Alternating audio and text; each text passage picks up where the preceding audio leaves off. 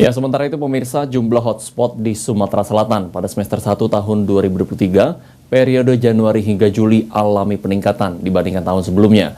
Saat ini Manggala Agni Sumsel terus standby mengantisipasi kebakaran hutan dan lahan.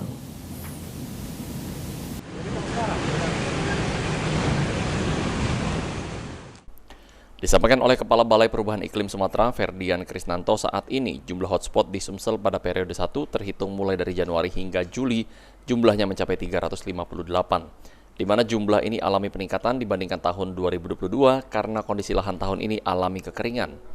Walaupun jumlah hotspot cukup tinggi, menurut Ferdian tidak dapat disimpulkan dengan jumlah luas lahan yang terbakar, karena belum tentu ada hotspot namun terjadi kebakaran dan itu seringkali terjadi.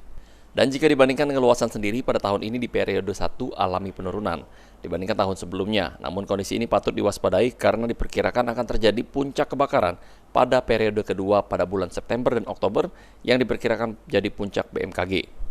Sendiri kalau kita bandingkan dengan beberapa tahun terakhir, kalau dibandingkan 2002 semester 1 memang justru menurun dibandingkan 2002 ya. Tetapi biasanya kalau kita lihat potensi sekarang ini, kemudian El Nino dan sebagainya, bisa jadi kalau kita tidak antisipasi di awal, ini akan terjadi peningkatan lagi gitu.